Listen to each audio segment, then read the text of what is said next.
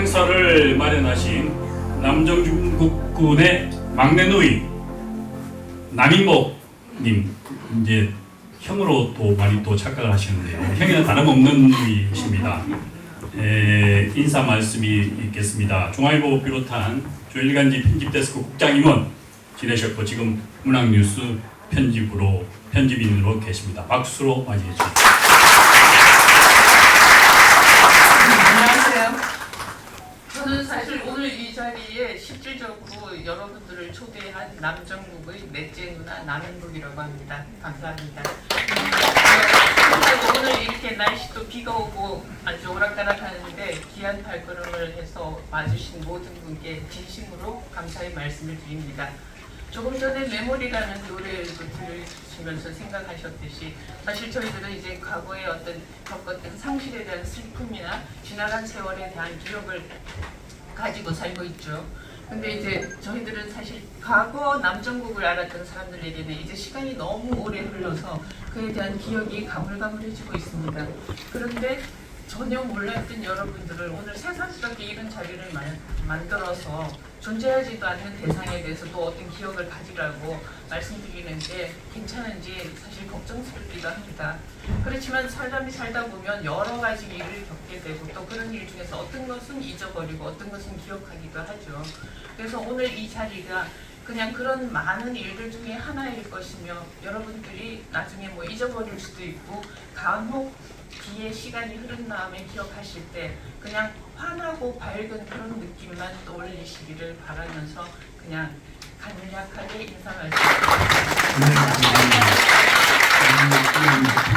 남정국군의 막내 누이의 인사 말씀이 있었습니다.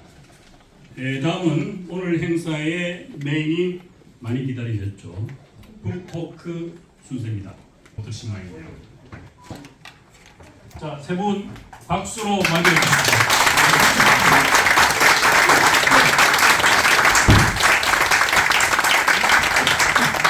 이 세분은 인천 남정국군을 끼는 그의 시와 시 세계를 처음 다룰 텐데요. 사회는 지금 뭐 대세시죠. 베셀, 읽고 쓰기의 감각과 미호기전으로 지금 주가를 엄청 올려셔가지고 SNS하고 출판계에서는 거의 대세급 김미옥 문예평론가를 소개해드리겠습니다.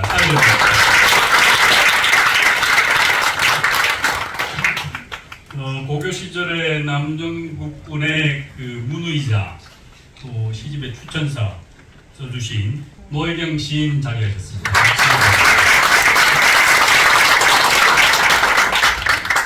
다음은 영화 배우, 영화 감독, 영화인으로 너무나 유명하시고 또 제가 어릴 때 벌써 문학과 지성에서 시집을 내신 유명한 백악기 씨, 이번에 해설까지 써주셨는데요. 세 번째 마이크를 넘겼습니다. 부탁드립니다. 20살의 세상을 떠난 시인 남정국에 대해서 시가 만들어지기 전에 만난 문우 우리 노혜경 씨와 시가 만들어진 후 해설을 쓰신 우리 백악기 시인님하고 이 두 분에게서 남정국 시인의 신체와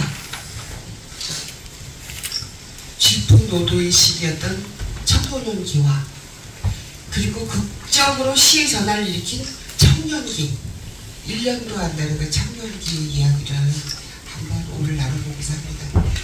그럼 그 남정국 시인이 소년기였을 때 함께했던 그가 누구였는지 어떤 의미였는지 약간 난이도 한데 네, 제가 난이도 높게 불어도 아주 낮게 말씀하시면 됩니다. 우리 노혜경 시인입니다. 이야기는 솔직히 제가 여기저기 글로 참 많이 썼어요. 가만히 보니까 옛날 이야기 하라고 그러면 그러니까 너의 시인으로서의 동아리 시절 또는 너에게 가장 영향을 미친 사건 어쩌고 저쩌고 쓰라고 하면 수많은 수많은 남자국 이야기더라고요. 저는 그렇게 의식을 못했는데 과거 시인으로서의 과거 기사에 대해서 사실 그렇게 이야기할 일이 많지는 않거든요. 누구든지. 그 많지 않은 굉장히 얘기 중에 하나는 그 첫사랑 이야기예요.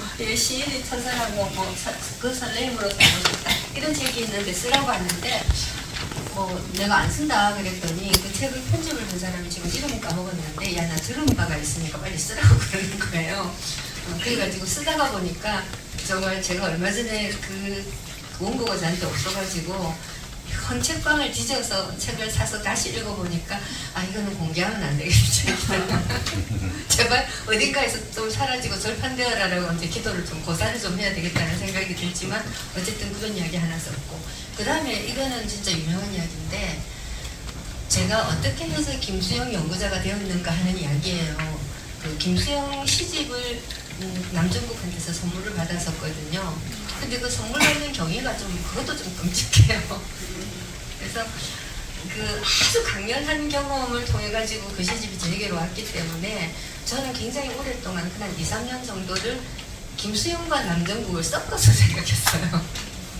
그러니까 분리시켜서 각기 다른 시인이다 이렇게 생각한 게 아니고 미리 이야기해야 될 거는 그 첫사랑 이야기에 제가 쓴 글의 제목이 저주받은 시인과의 한천이에요. 저주받은 시인. 저는 그때 이미 남정국이를 거의 랭복급으로 생각하고 있었던 것 같아요. 무의식인데요. 그 제목이 무의식이고 시를 제가 읽고 이건 정말 대한민국의 랭복 버금간다 이렇게 의식을 가지고 생각을 했다기보다는 무의식 속에서 제 마음 속에서 김수영과 남정국이를 섞어버리듯이 랭보와 남정국이를 섞었던 거죠. 그래서 저주받은 시인과의 한철이 제목이 되었는데 그 글은 제목만 좋아요. 같은 김수영 시인과 남정국이를 한두 번 이렇게 막 섞어서 생각하다가 저희 부산대학교의 그 국문과에 공부하는 학풍이 이 김수영에 대해서 굉장히 연구를 좀 많이 하던 학풍이었는데 그 학풍을 따라 공부를 하면서 차츰차츰 정국이하고 김수영 시인하고 제가 분리를 했거든요. 그래도 그 시집이 저한테 오는 경위에 얽혀있는 그러한 이야기들이 일반적인 문청들이 시를 쓰면서 겪는 경우하고는 조금 아주 특별하게 좀 다르고 했기 때문에 저로서는 굉장히 인상적일 수밖에 없었고 굉장히 오랫동안 제 머릿속에서 마음속에서라고 해야 되겠죠? 마음속에서 살아있다가 어느 날 갑자기 죽었다기보다는 없어져 버렸어요.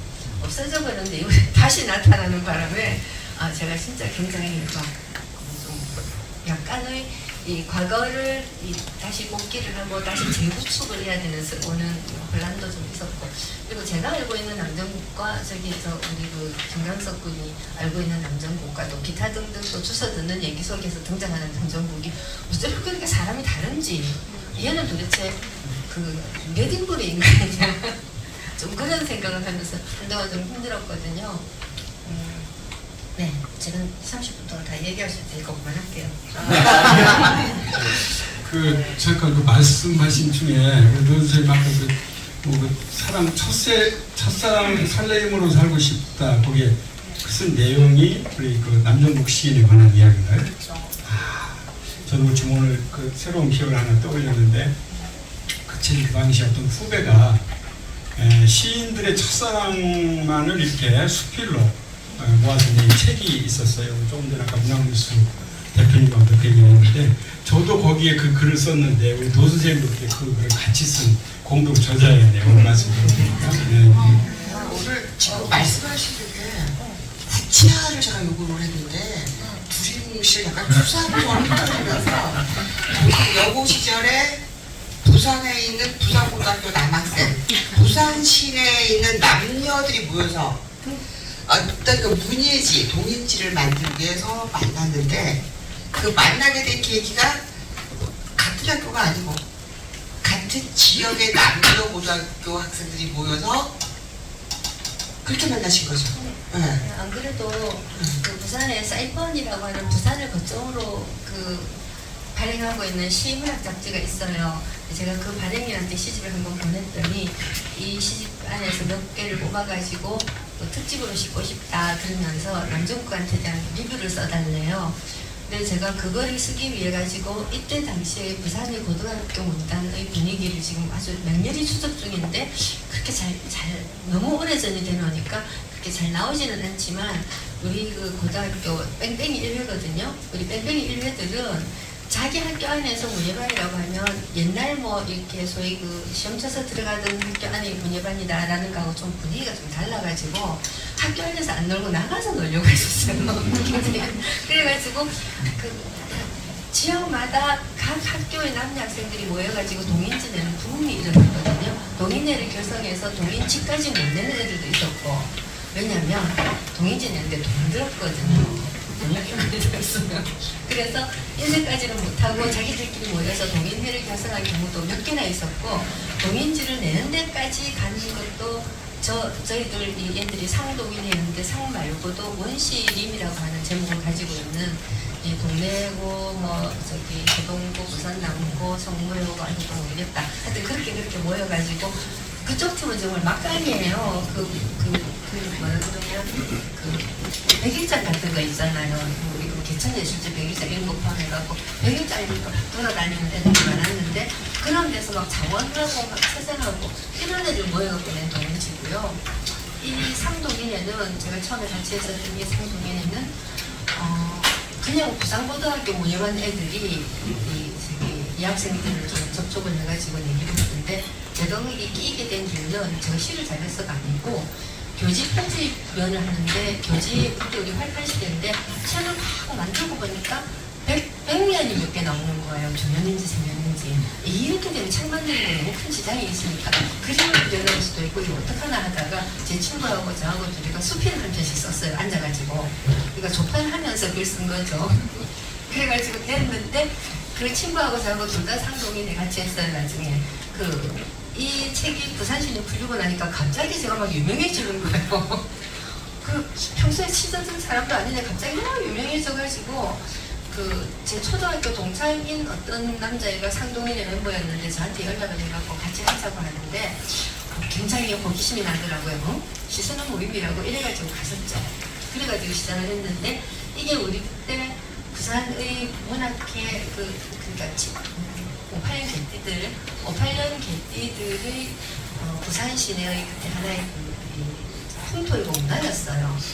저도 하고 싶은 것이 뭐냐고 물으면 굉장히 오래전부터 나는 시인 되는 거 말고는 되고 싶은 것도 없고 시를 쓰는 거 말고는 하고 싶은 일도 없다. 사람들이 저보고 제가 정치했었잖아요. 정치를 했잖아. 근데 무슨 시를 썼으라고 하는데 제 견지에서는 노무현을 대통령 만들고 노상호 만들고 하는 것도 다 시 쓰는 일이었어요. 다 시 쓰는 일이었거든요.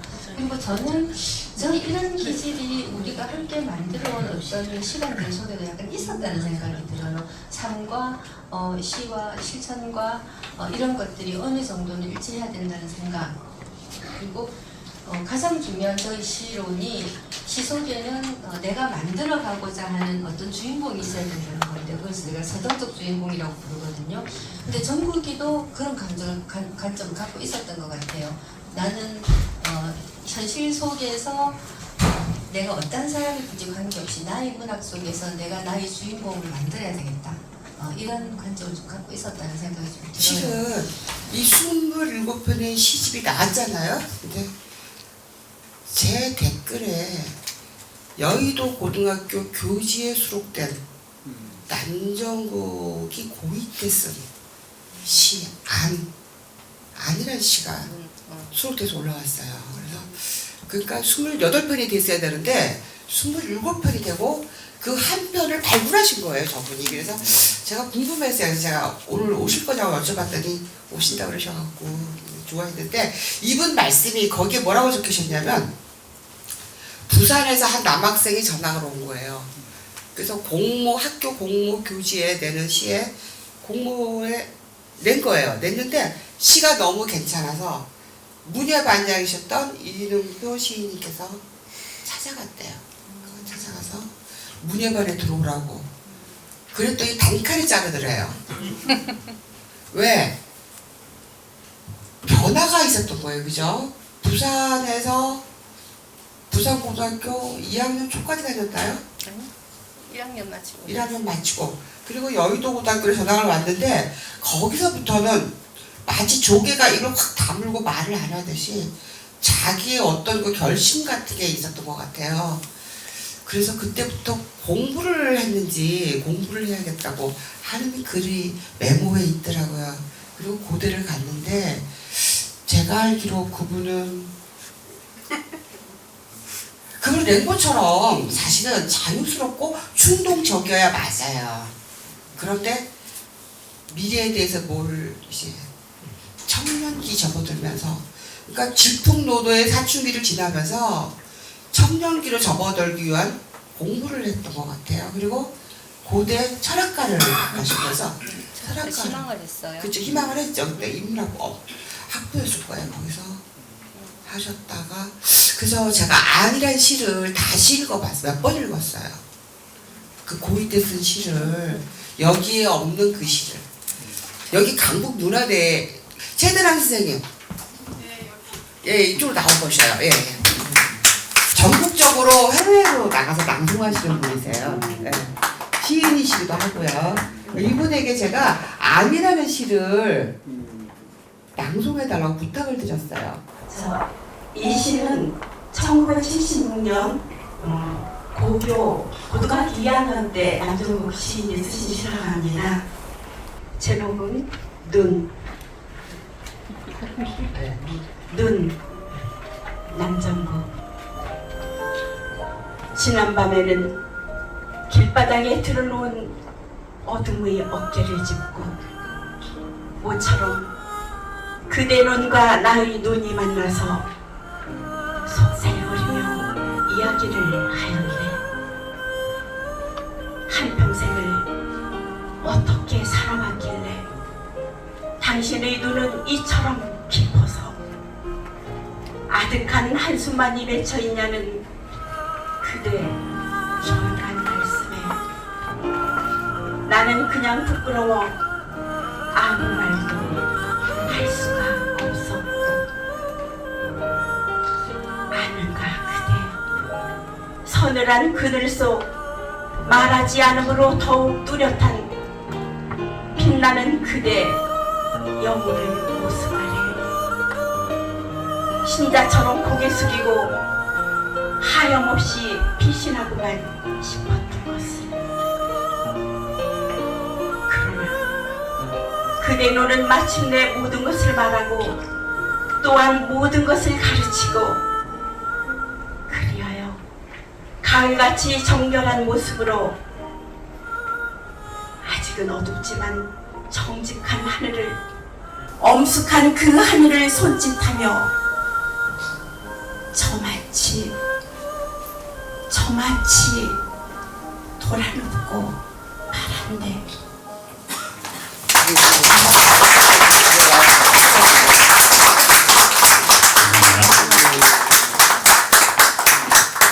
그러니까 더 좋네. 네, 이게 고등학교 2학년 때 쓴 시인데 잠깐 저도 지금 처음 듣는데 한평생을 어떻게 살아왔길래 이런 표현을 쓰기가 쉽지 않잖아요. 그죠? 좀 대단하다. 그런 생각이 들었습니다. 네. 그래서 얼마나 가슴이 아팠을까 그런 생각을 혼자 했습니다. 저 우리 백신 여기 이능표 시인 오셨잖아요. 예, 예. 오늘한테 또 잠깐 한 말씀 들어보면 어떨까 싶은데. 제가 남정국 시인을 본 거는 평생에 딱 한 번입니다. 제가 그 당시에 문해반장을 하면서 교재 편집부까지 같이 하고 있었거든요. 그런데 한 이때쯤 되면은 교재에 실을 작품들이 전부 다 문해반으로 넘어와요. 그때 아마 교재를 위해서 학교에서 모든 학생들한테 작품을 내라고 했던 것 같아요. 그래서 이제 이만큼 쌓인 원고가 왔었는데 이제 명이 둘러 앉아가지고 이제 하나하나 넘기면서 작품을 보다가 갑자기 눈이 확 트인 거죠. 깜짝 놀라가지고, 왜냐면 저는 1학년 때부터 계속 문해반 활동을 했기 때문에 그 학교에 글을 잘 쓴다고 하는 친구들은 대부분 다 알고 있었거든요.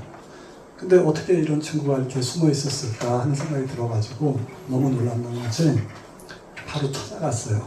찾아가서 그때 왜 그 문예방 활동 많이 했던 분들 알겠지만은 야 우리 같이 문학하자 뭐 이런 얘기 있지 않습니까? 그래가지고 찾아가서 이제 그 방을 찾아가가지고 앞에 섰는데 제가 지금 가만히 생각해 보니까 눈이 상당히 깊었던 것 같아요. 그 다음에 얼굴이 상당히 뭐랄까 윤곽이 뚜렷했죠. 네, 윤곽이 뚜렷해가지고 제가 상당히 뺀질뺀질했기 때문에 웬만한 친구들한테는 싫다고 해도 이렇게 물러설 그런 사람은 아니었거든요. 근데 이제 자리에 앉아있고 저는 서 있었어요. 지금 기억이 나더라고. 그래서 내가 그 글씨체도 기억이 나요. 아주 글씨체가 아주 괜찮았던 것 같아요. 이렇게 그 당시에는 이렇게 글씨 쓰는 것만 봐도 알지 않습니까? 지금 좀 하는구나 하는 이제 그런 공력 같은 경우가 드러나니까. 근데 앉혀놓고 내가 노래방에 들어와라. 같이 하자. 그랬더니 한참 이렇게 쳐다보더라고요. 그러면서 그 하는 소리가 안 그래. 나 공부해야 돼. 그러더라고요. 근데 그 말이 뭐 어떤 강력하게 얘기한 것도 아니고 지금 느린 목소리로 얘기를 하는데 제 느낌상 이 친구는 안 되겠다. 내가 설득한다고 끌어들일 수 있는 거는 아니었다. 이제 이런 생각이 들더라고요. 그랬던 기억. 그러면서도 나중에 제가 이제 시간이 흘러서 이제 가끔 이제 생각을 이제 옛날 생각을 할 때 이제쯤이면은 어디 문단에 등단을 할 수도 있지 않을까 해가지고 이제 유심히 이제 이렇게 주의 깊게 보는 거죠. 근데 이제 한 번도 못 들었어요. 그러다가 소식을 그때 처음 알았습니다. 이 남정구 시인은 이미 46년 전에 그런 모든 것을 뛰어넘어서 그야말로 시와 자기 삶이 일치화되는 어떤 그런 시를 쓰지 않았는가, 이걸 절실하게 느꼈습니다. 참 좋은 시집, 그 다음에 좋은 기회를 갖게 해주셔서 고맙습니다.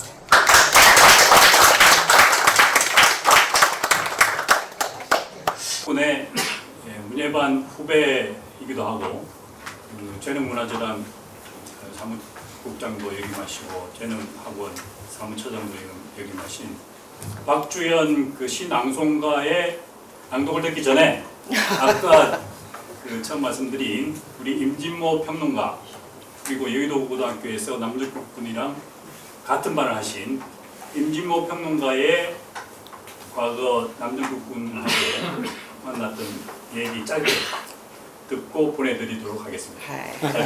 저는 고3과 대학교 1학년을 함께 보냈습니다. 고3 때 사실 그렇잖아요. 그 사람이 누구고 내가 누구 간에 뭔가 서로를 알려면 관계가 성립돼야 되는데 이 친구는 관계를 그 당시엔 거부하고 있었어요. 모든 관계를. 제 생각에는 많은 생각을 했는 건데 제가 유일하게 한 친구는 정국이는 앞으로 뭐 하려고 그래? 그랬더니 하는 말이 시. 그 말밖에 생각이 안 나요. 그리고 그것도 되게 고민하다가 나온 말이었어요. 그러니까 제 생각에 남정국은 굉장히 언어에 대해서 고민하고 있었던 거예요. 그게 지금도 느껴지고 저는 뭐 언어보다는 그때 소리에 취해 있었기 때문에 좀 관심이 없었지만 그게 느껴지고 또 하나는 이 친구가 부산에서 어떻게 올라왔는지 모르지만 하여튼 우리보다 한 살이 많았어요. 58년 저는 59년. 그래서 야, 너 이렇게 못했어요. 그리고 그 정도로 그 친구는 좀 권위적이었어요. 자기를 풀 줄 몰랐어요. 생각보다 굉장히 배타적인 모습이 있었거든요. 말할지 모르겠습니다. 그리고 그래서 나는 정국아 라고 못했어요. 아까도 그랬죠. 정국이는 앞으로 뭐 할 건데? 이렇게 했다고. 그게 저만이 그러지 않았다. 다 그랬어. 그리고 또 하나 제가 느끼는 건 지금 그렇게 보면 그래요. 그 대학 1학년 들어가서도 저 같은 사람은 아주 극도로 멀리했어요. 딱 봐도 저는 천박하잖아요.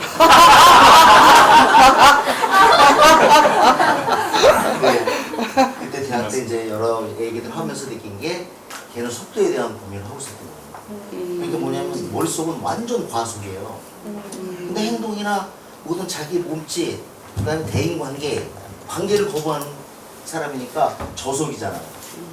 머릿속이 이게 과속과 저속의 이 차이는요 엄청나거든요. 그리고 고3 때만 보더라도요 걔는 키가 컸어요. 우리 반이 70명인데 69번이었다니까. 그러니까 뒤에 이렇게 컸고요. 저는 앞에서 놀았잖아요. 그럴 때 이거는요 진짜 완전히 다른 우주예요. 저 같은 놈은 거래를 안 해줘.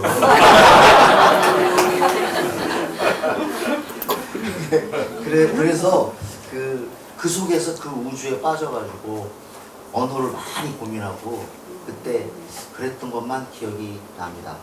인간적으로는 솔직히 뭐 잘 그때 잘 모르겠어요. 고등학교 때 다 하는 게 아니잖아요.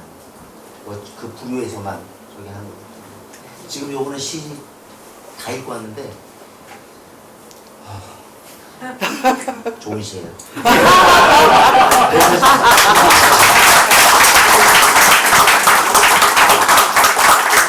네, 이진호 평론가 감사합니다. 방송에서 또 자주 뵙게 되기를 기원하겠습니다. 감사합니다.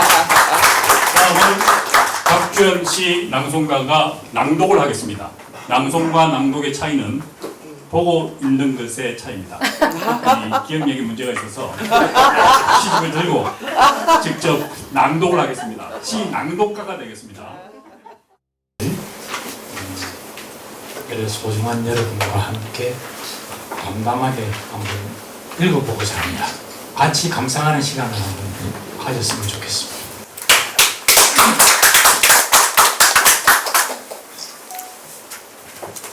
독백체 7 불새를 꿈꾸며 아니다 수은아 그게 아니라 나는 불새가 되고 싶은 거다. 활활 타며 날아가는 새 아니면 불같이 붉은 새 온몸으로 허물어지는 새 허물어져서 자신을 이루는 새 그리하여 어떤 코뮤니스트의 깃발보다도 더욱더욱 붉게 나는 괴로워하고 싶은 것이다. 피를 흘리고 싶은 것이다. 자유롭고 싶은 것이다. 아니다 수은아 정말 그것이 아니라 나는 불새가 되고 싶은 것이다. 빨갛게 달아오른 아침의 속에서 후더덕거리며 잠을 깨는 새 꿈틀대는 힘을 그침없는 울음으로 뱉어내는 새 아주 뜨거운 새 죽구나 도하다 아름다운 불새를 꿈꾸며 하루를 버리고 이틀을 버려도 비켜가는 것뿐인데 도하다 나는 자유롭고 싶은 것이다 수은아 내가 너의 볼을 만지면 그 볼의 온기만큼만 그만큼만 수은아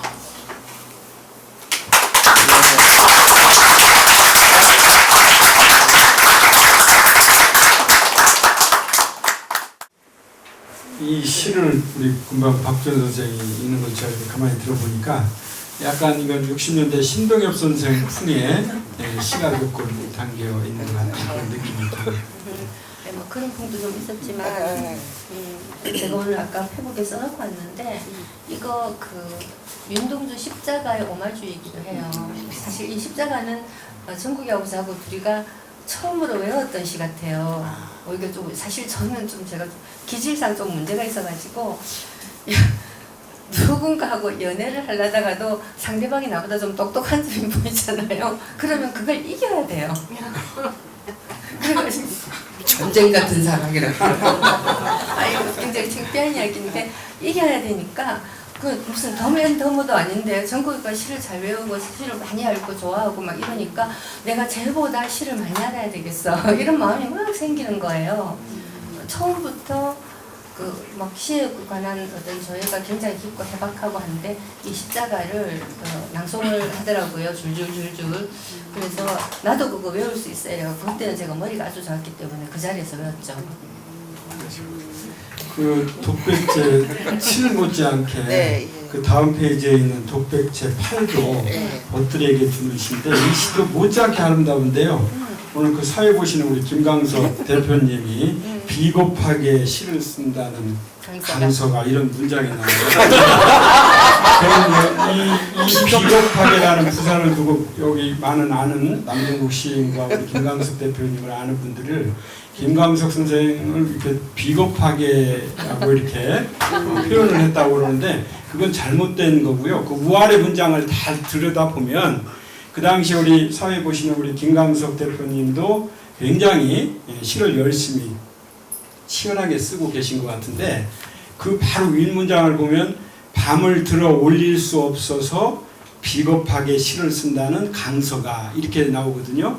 그러면 이게 밤을 들어 올릴 수 없다는 말은 뭐 이렇게 가장 은유적으로 표현하면 70년대 그 시대의 뭐 어둠이라든가 이런 것들을 어찌할 수 없어서 그게 다음 페이지로 넘어가면은 그 뭐 정당한 분노와 적개심 또 캄캄한 신음 이런 말들이 나오거든요. 그러니까 그 당시 시대의 어둠 속에서 어쩔 수 없이 이 시라도 붙들고 쓴다라는 것을 비겁하게 내 스스로 이렇게라도 시를 쓴다 뭐 이런 표현인데 그 놀림 삼아서 우리 김강석 대표님 비겁한 강서가 이렇게 했다고 하는데 이게 아닌 것 같은 것을 제가 말씀드립니다. 감사합니다. 제가 비겁한 놈에서 완전히 제대로 된 인간으로 다시 정리가 된 것 같아가지고 감사드리겠습니다. 감사하겠습니다.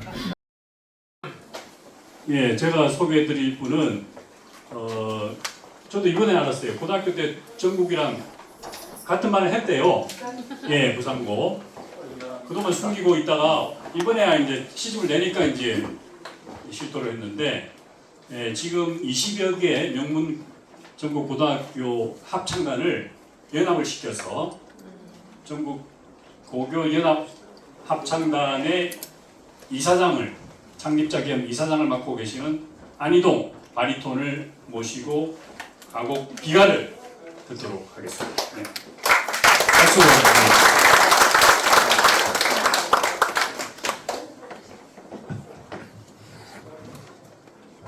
반주 없이 하시겠다. 굉장히 위험한 건데. 안희동이 인사드리겠습니다.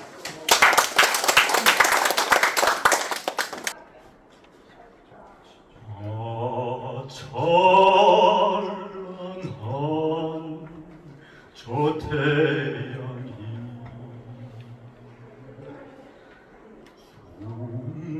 숨져버려 어두운 뒤에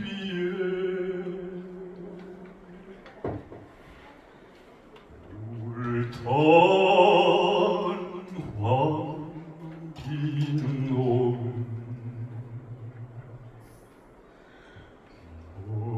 멀리 사진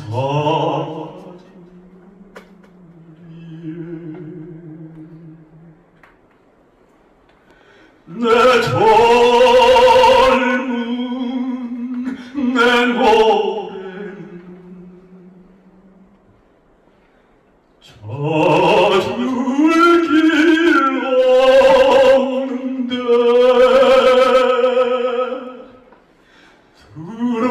들에는 슬피운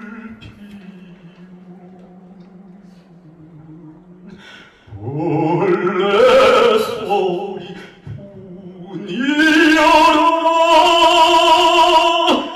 별같이 빛나는 소망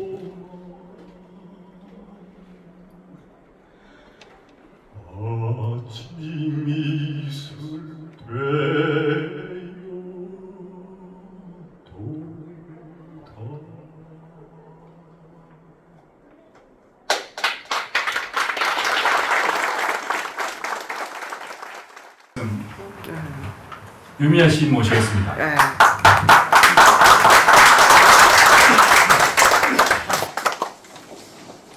저기 시를 쓰시는 우리 예를 들면 여국현 선생님 같은 분은 일면식도 없지만 선생님 저를 제가 모를 거라 생각하면 저는 잘 알고 있어요. 그래서 공시사에 꼭 한번 모시겠다 이런 생각도 있고 이렇게 만나고 보이는데 오늘 남정국 시인 이제 돌아가신 다음에 첫 시집인 셈이잖아요, 정식에. 그래서 이 유고 시집이 첫 시집인데 불을 느낀다라는 제목에서도 알 수 있듯이 이분은 살아서도 죽어있는 사람이 있는데 죽어서도 사는 사람이 있구나, 글세가 되셨구나 이런 생각을 시집을 읽으면서 거의 모든 페이지를 적게 되더라고요. 그래서 그 많은 말씀은 다 하셨고 그래서 너무 송구 쑥스럽습니다. 남은 얘기는 지면 으로나 네, 그렇게 뵙도록 하겠습니다. 감사합니다.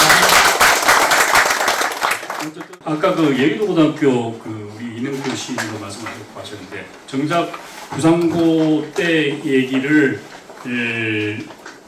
해주실 분이 장용호 드라마 PD가 도망을 가셨습니다. 도망이 아니라 일정상 부산에서 영화 제작 중에 갑자기 올라오셔가지고 이제 왔다 가셨는데 장수연 이 광운대 명예교수 부산고 졸업할 때 수석 졸업 이거 하지 말죠.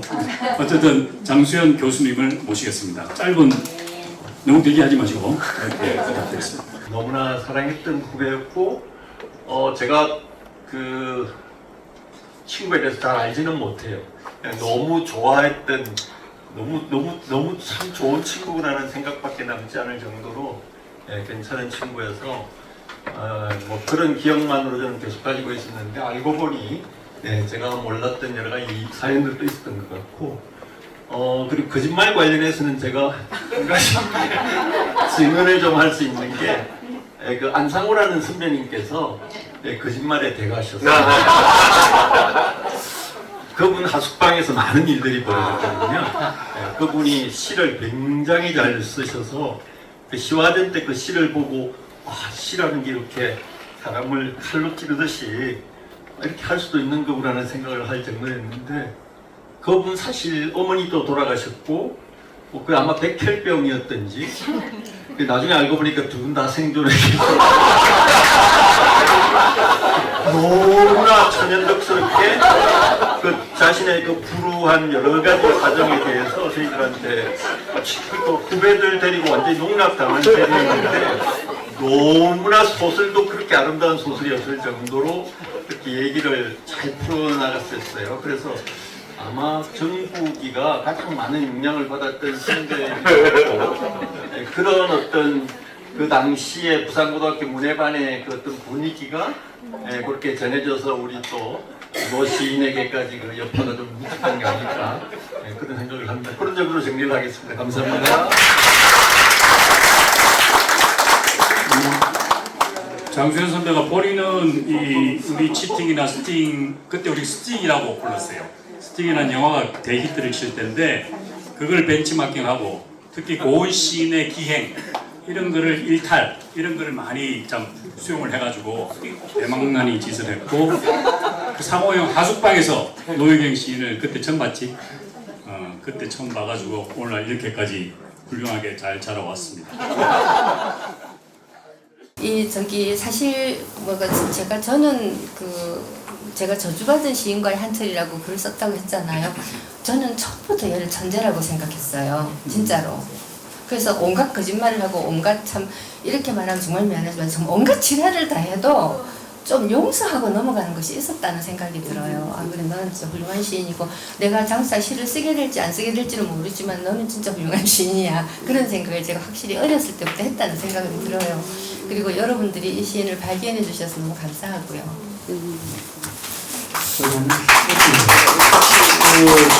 이게 저 시집 해설을 이렇게 우리 받았을 때 좀 굉장히 조금 그랬어요. 왜냐하면 고등학생이 쓴 시를 뭔 내용을 쓸 게 있을까 하고 저는 굉장히 처음에 그럼에도 불구하고 그 온 걸 받았는데 제가 딱 3시간 동안 그 자리에 앉아서 시를 다 읽고 분석하고 딱 3시간 동안 썼어요. 그리고 딱 일어나니까 9시에 시작을 해서 3시에 끝냈는데 이 남정욱 시인을 한마디 워딩을 뭐라고 하지? 라는 문장을 잠깐 생각을 하다가 해설 그 뒷마디에 썼던 이 사람은 고통을 통해서 별에 이른 시인이구나 라는 그 문장이 생각이 났어요. 그래서 이제 그 막 글을 쓰기 시작을 했습니다. 아무튼 저도 한번 생전에 본 적이 없는 이 남정국 시인하고의 이런 인연 때문에 또 여러분들 만나게 돼서 대단히 반갑고 고마웠습니다. 감사합니다. 그러니까 불처럼 살다가 짧고 굵게 살다가 불세가 돼가지고 46년 만에 우리 곁에 왔는데 떠났다 그래서 추모하는 듯이 하는 게 아니라 축제처럼 돌아온 자에 대한 유쾌한 웃음, 즐겁게, 그리고 어디에 있든 우리에게 있든 혹은 멀리 있든 다른 곳에 있든 우리의 얘기를 분명히 들었을 거라고 믿습니다. 네, 감사합니다. 이 시간 정말 감사드리고요. 이제 마지막으로 이번 시집을 기획하고 또 만들고 해주신 또 남정국 군의 고등학교 문예반 고대문학반 선배이신 이종 문학뉴스 대표님의 마무리 감사 말씀 있겠습니다. 네, 박수로 맞아주십시오.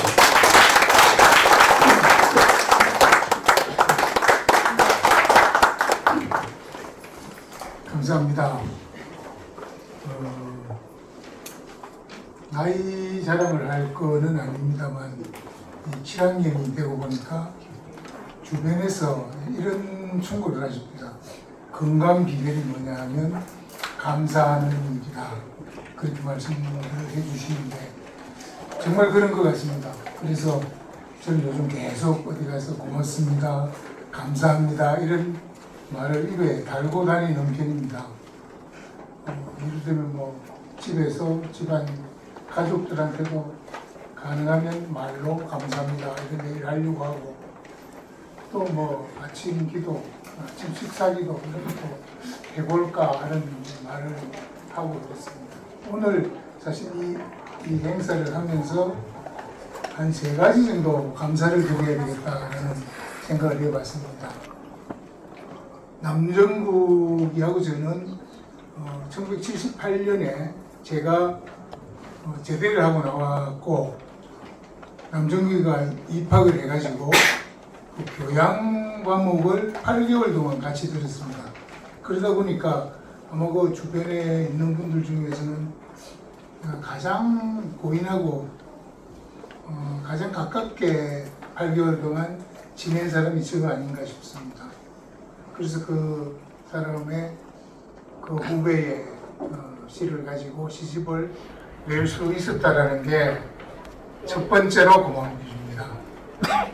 그리고 그 시집이 그냥 나와서 서점에 몇 권 깔아놨다가 뭐 설명시 꼬리를 물고 없어질 수도 있는 판에 그래도 여러분들 모시고 야 이런 시인이 46년 전에 살다가 갑자기 사라졌단다라는 이야기를 할 수 있었다는 게 두 번째로 고마운 말씀입니다.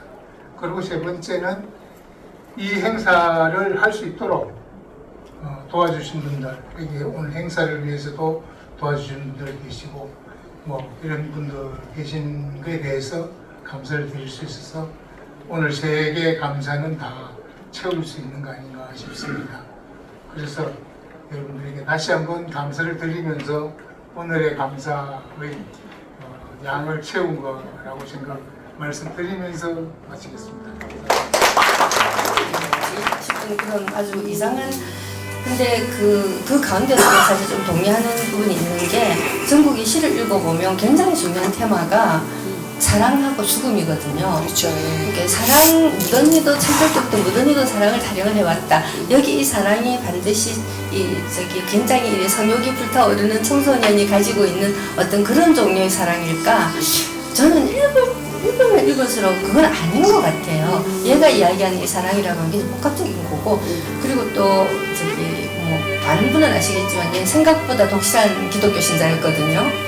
그 생각보다 독실한이라고 하는 거는 도무지 교회 다닐 애처럼 생기지 않았거든요. 근데 의외로 예수 얘기도 많이 하고, 그리고 뭐 부활이라든가 아니면 자기 희생을 통한 뭐 인류의 구원이라든가 이런 이상한 얘기들을 많이 해가지고 내가 걔한테 너는 내 공부를 너무 많이 읽었다.